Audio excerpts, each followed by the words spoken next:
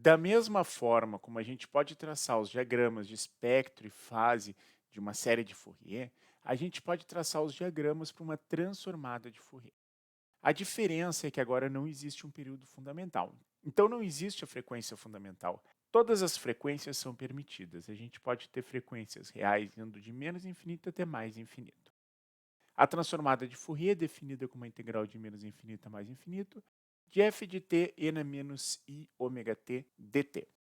Os diagramas são traçados decompondo na forma polar o número complexo f de ômega como módulo de f de ômega e na i φ de ômega. Então, para cada ômega, a gente tem um módulo e uma fase.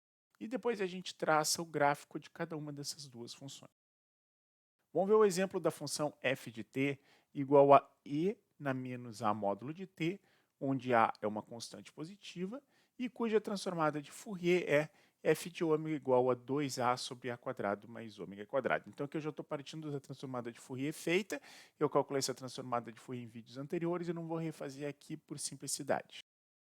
O módulo da f de ômega vem a ser módulo de 2a dividido por a quadrado mais ômega quadrado. Como todo mundo é positivo aí, o a é uma constante positiva, o ômega real ele é o quadrado, fica positivo.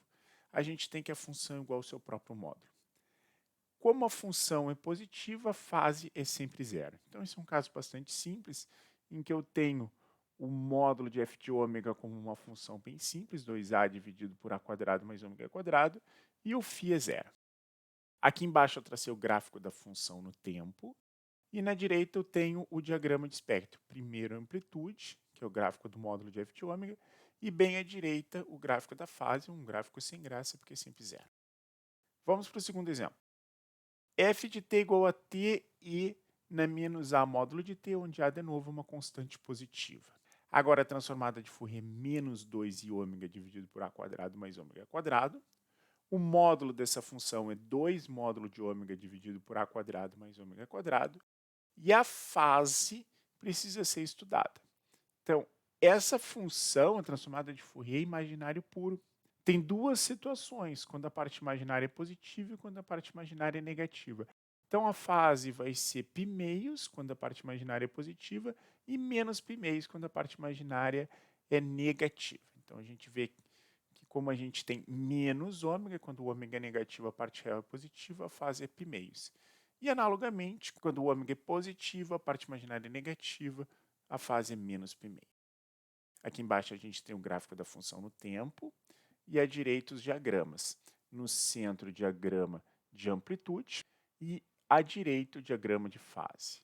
Então, de novo, ele é mais ou menos simples, porque a fase ou é π meios ou é menos π meios.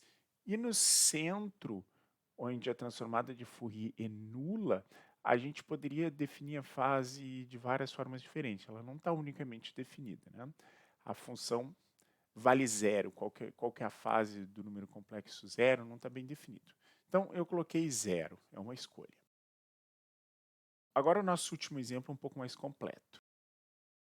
Eu vou pegar essa função f de t, que é zero, para t menor ou igual que zero, e n menos at para t maior que zero.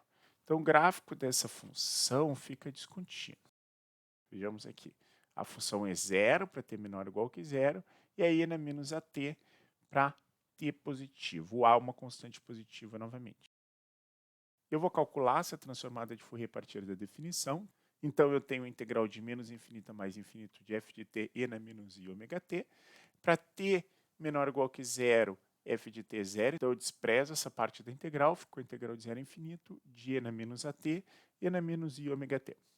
Junto as exponenciais para integrar, uso uma primitiva da exponencial, substituo em t igual a zero, faço o limite de t para infinito. Eu tenho essa expressão para transformada de Fourier, 1 dividido por a mais i ômega. O módulo dessa função é 1 dividido pelo módulo de a mais i ômega, o que vem a ser 1 dividido pela raiz quadrada de a quadrado mais ômega quadrado, lembrando que o módulo de um número complexo é a raiz quadrada da soma das componentes ao quadrado. Para calcular a fase, eu vou ter que primeiro separar em parte real e imaginária. Então, aquele velho truquezinho de sempre, de racionalizar o denominador. Eu vou multiplicar em cima e embaixo pelo complexo conjugado. Então, eu multiplico por a menos i ômega e a menos i ômega. Aqui eu tenho o produto da soma pela diferença, eu vou acabar obtendo a quadrado menos i ômega tudo ao quadrado, mais i quadrado é menos 1. Então resulta em a quadrado mais ômega quadrado. Agora eu posso separar facilmente a parte real da parte imaginária.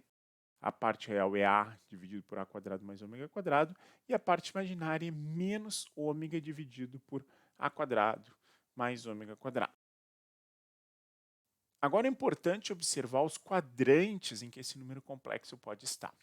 Não importa o valor de ômega, a parte real é sempre positiva. Então, ou a gente está no primeiro quadrante, ou a gente está no quarto quadrante. Isso me permite escrever o ângulo como um número real entre menos π-meios e mais π-meios. E essa é justamente a região de inversão do arco tangente. Então, eu posso trabalhar aqui o ângulo como sendo o arco tangente da parte imaginária dividido pela parte real. O que fica tão somente menos arco tangente de ômega sobre A, onde eu usei que os denominadores se cancelam e que o arco tangente é ímpar, quer dizer, aquele menos dentro do arco tangente saiu para fora. Agora é só traçar o gráfico. Né? Eu já tinha comentado esse gráfico à esquerda, que é o gráfico da função. Agora eu tenho o gráfico de amplitudes e o gráfico de fase aqui.